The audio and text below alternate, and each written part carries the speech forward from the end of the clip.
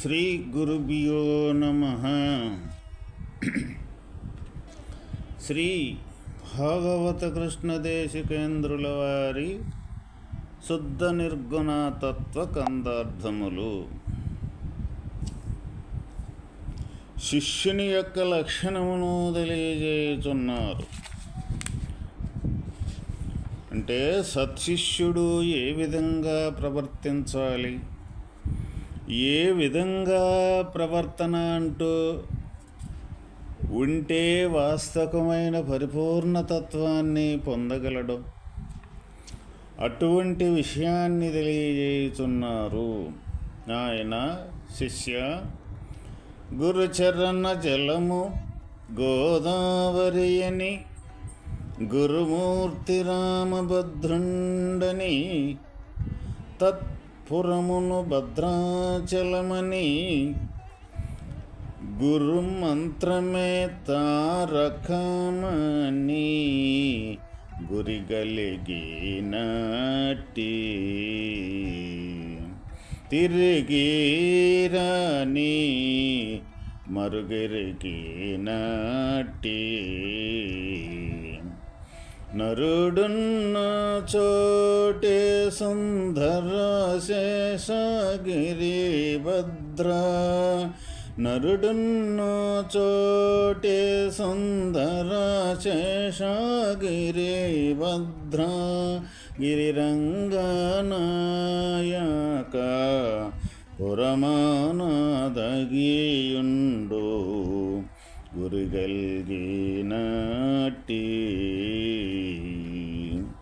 తిరిగిరాని మరుగిరిగినట్టి.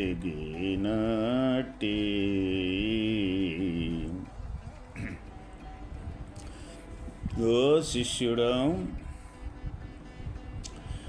గురు అను పదముల సారము గోదావరి జలము కంటెను, అచల గురుమూర్తి శ్రీరామచంద్రుని కంటెను, గురుడు నివసించడి ప్రదేశమును భద్రాచలము కంటెను,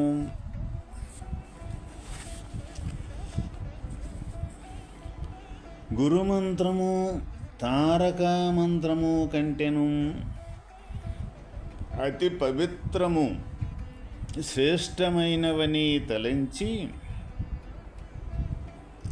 సద్గురుమూర్తి యందు లక్ష్యముంచి అతని వలన జనన మరణరహిత పరిపూర్ణ స్థితి నెరింగిన మహానుభావుడున్న ప్రదేశమే శేషాద్రి, బదిరి, శ్రీరంగము మొదలగు సమస్త దివ్యక్షేత్రముల కంటెను గొప్పదియగు పవిత్ర పుణ్యక్షేత్రమై విరాజిల్లును అని అటువంటి నమ్మకముతోటి శిష్యుడు ఈ విధంగా ఈ పుణ్యక్షేత్రాలు కానీ లేక ఎటువంటి ఈ మన ప్రపంచములో ఏ అష్టాదశ పురాణములో శ్రీరామచంద్రుడు ఒక మహానుభావుడు అని మనం తలంచే యొక్క ఒక వ్యక్తి కన్నా కానీ, ఒక రాముడు కన్నా కానీ గొప్పగా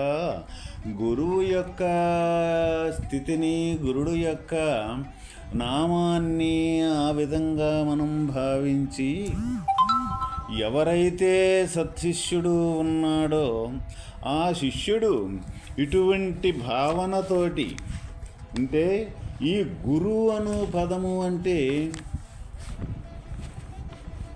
సారము గోదావరి జలము. మనం గోదావరి జలాన్ని ఎంతో పవిత్రంగా మనం భావించుతూ ఉంటాము అన్నమాట. ఎందుకు గోదావరి జలాన్ని పవిత్రంగా భావించుతూ ఉంటాము అంటే అది జీవనది.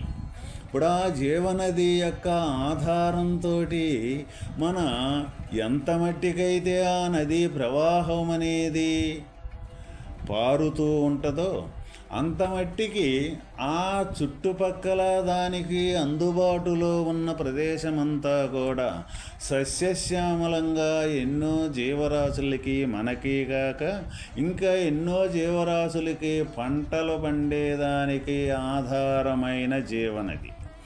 అందువల్ల మనం గోదావరిని ఎంతో పుణ్యనదిగా పుణ్యస్థానాలు చేయటం కానీ ఆ నీళ్ళని ఎంతో మనం పుణ్యం చేసినంత ఫలంగా గోదావరిని మనం భావించుకుంటాం.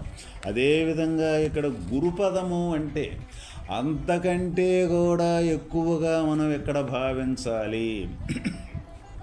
ఎందుకు భావించాలి అంటే ఈ జలం అనేది మన జీవన విధానానికి సంబంధించిన ఆహార నిమిత్తమే ఈ గోదావరి జలం కానీ ఈ కృష్ణానది జలం కానీ ఇంకా గంగా తుంగభద్ర ఇంకా అనేక మనకు జీవనదులు అనేది ఎన్నో ఉన్నాయి. ఈ నదులు మొత్తం కూడా దేని మట్టికి మనకి ఈ నది యొక్క నీరు మనకి ఈ ప్రవాహం అనేది ఉపయోగపడుద్ది అంటే మనం ఈ శరీరము పుట్టిందిలగాయితూ మరణించే మట్టికి ఆహారాన్ని అందించేదానికి సంబంధించి ఆ ఆహార నిమిత్తము పెరిగే ఏ పైరు పంట ఏదైతే ఉన్నదో వాటి కోసము ఈ జీవనదులన్నీ కూడా మనకి ఉపయోగపడతాయి అన్నమాట. మరి ఈ గురుపదం అనేది అంతకన్నా కూడా ఉన్నతంగా మరి ఏ విధంగా మనం భావించాలి అంటే ఈ గురుపదం అనేది అంధకారాన్ని తొలగించేది అని దీని అర్థం. గుఖారచ్చ అంధకారో రుఖారచ్చ రూపాతీతో అంటే అంధకారాన్ని ఎప్పుడైతే మనకి ఈ అంధకారము అంటే ఈ జనన మరణాలు అనేది ఏదైతే ఉన్నదో ఇదే నిజము అని భావించే మన జీవన గమనం ఏదైతే ఉన్నదో ఇదే అంధకారం.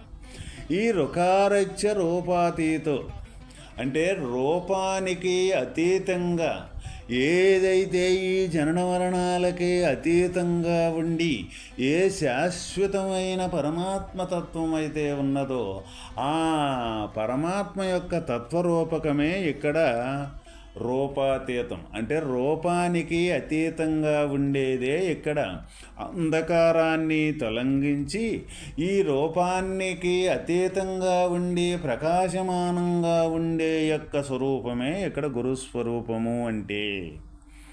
మరి మనకి ఈ గంగా జలము లేకపోతే ఈ గోదావరి జలం కంటే మనకి గురువు యొక్క పదాన్ని గురువు యొక్క స్వరూపాన్ని ఆ విధంగా మిన్నగా ఎందుకు మనం తీసుకోవాలి, ఎందుకు ఇక్కడ సత్శిష్యుడు ఆ విధంగా మిన్నగా ఎందుకు తీసుకుంటాడు అంటే ఏదైతే ఈ సృష్టి యొక్క రహస్యమైతే ఉన్నదో ఇవన్నీ కూడా ఈ గోదావరి కానీ లేకపోతే ఈ గంగా పుణ్యనదులు కానీ ఈ జీవనదులు మొత్తం కూడా సృష్టింపబడ్డ జీవరాశికి ఉపాధిని నిలిపేదానికోసము ఉపాధి బతికుండేదానికోసము ఆహారాన్ని ఇస్తూ ఉంటాయే కానీ ఈ జీవన్నది కదిలేదానికి కూడా ఆధారమైన స్వరూపము ఎక్కడ పరమాత్మ యొక్క స్వరూపం.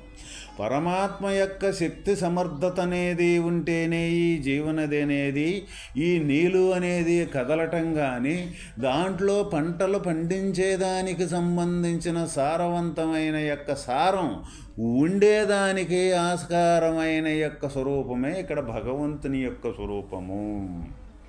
అందువల్ల ఈ నదులు ఎంత మట్టి కంటే బ్రతికి ఉండేదానికి జీవరాశికి ఆహారాన్ని అందించేదానికి ఉపయోగపడతాయి.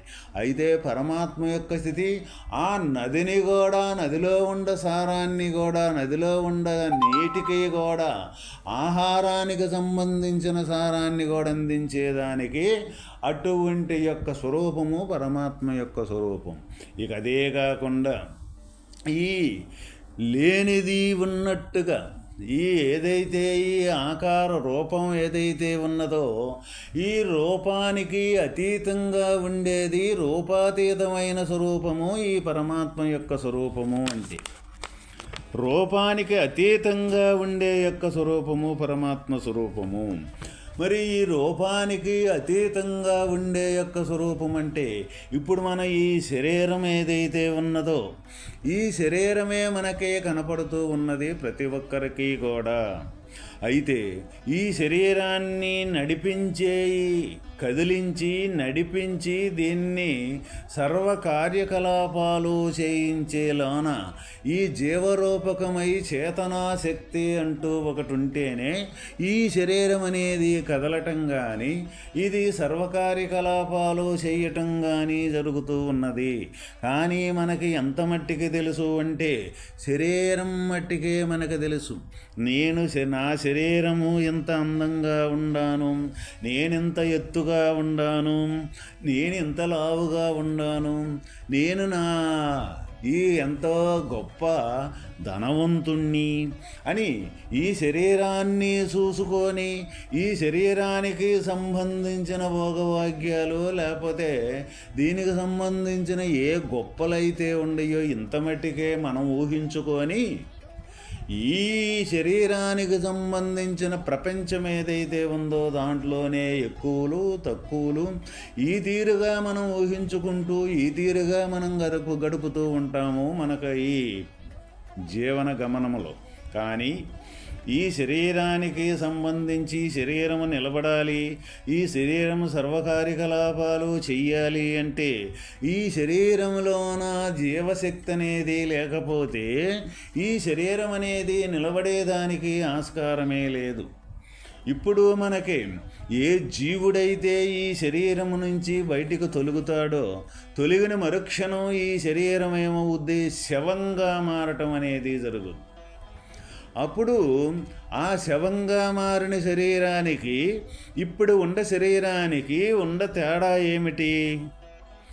ఈ శరీరములో కదిలించే జీవశక్తి అనేది ఉన్నది, దాంట్లో కదిలించే జీవశక్తి అనేది తొలగిన మరుక్షణం ఇదేమవుతుందో ఇది శవంగా మారిపోతుందన్నమాట.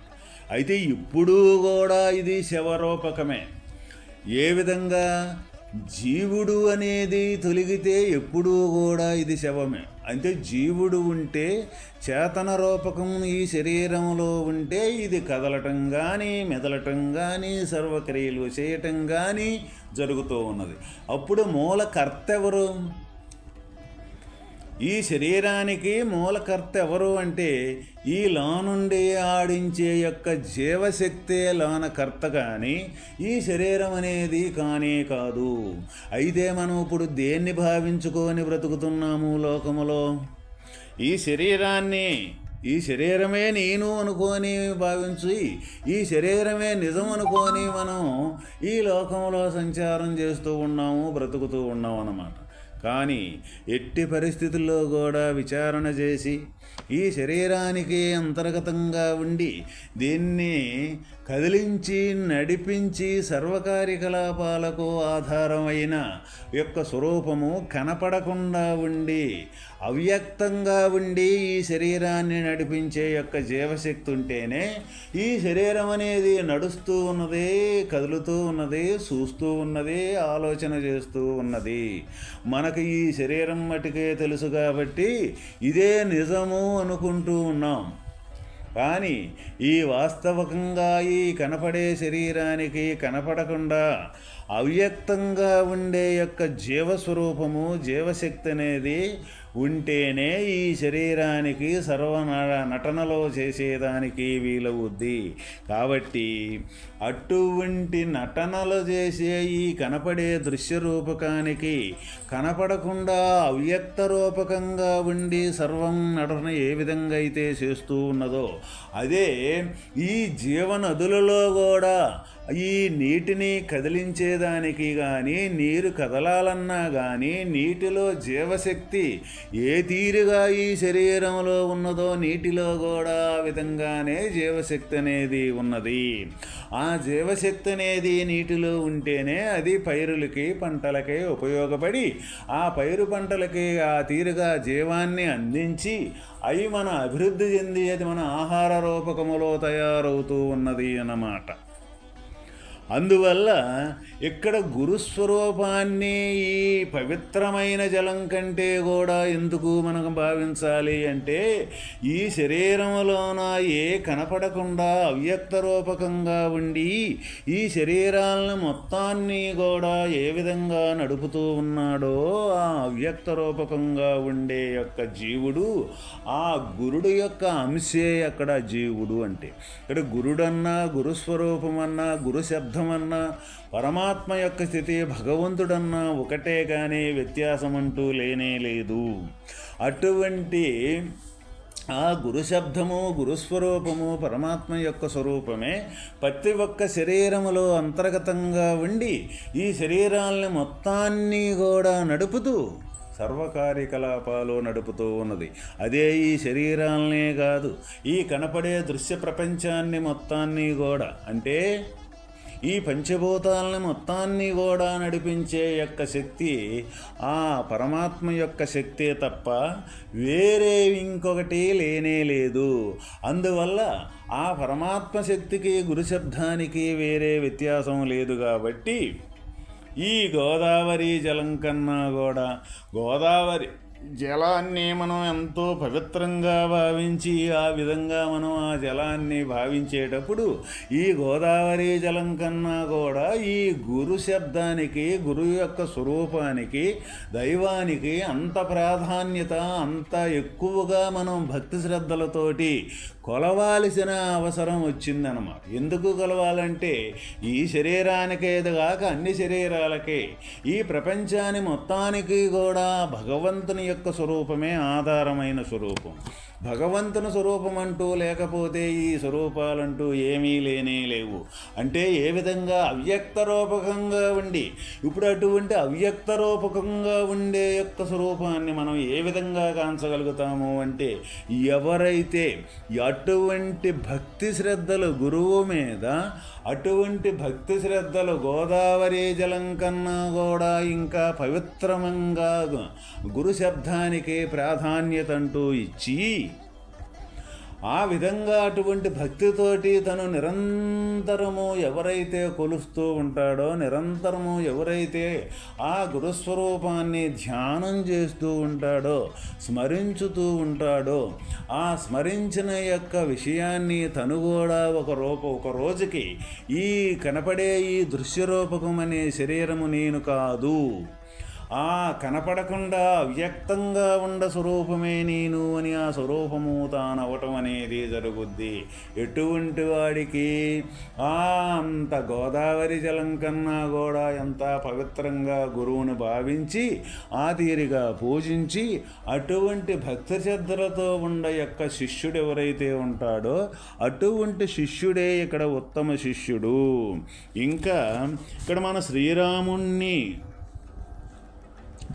శ్రీరాముణ్ణి ఒక భగవంతుడిగా మనం ఇక్కడ బయట మన కనపడే శ్రీరాముడి యొక్క చరిత్రను కానీ, శ్రీరాముడి యొక్క రూపకాన్ని ఎంతో భగవంతుడిగా భక్తి శ్రద్ధలతోటి మనం కొలుస్తూ ఉంటాం. అటువంటి ఈ గురుస్వరూపాన్ని కూడా అటువంటి భగవంతుని యొక్క స్వరూపంగా తలంచి ఆ విధంగా ఎవరైతే కొలుస్తారో అటువంటి వారే ఈ సృష్టికి మూలమైన పరమాత్మ స్థితికి చేరగలుగుతాడు. అటువంటి వాడే ఉత్తమ శిష్యుడు అని మనకిక్కడ తెలియజేయటం జరిగింది. ఓం తత్సత్.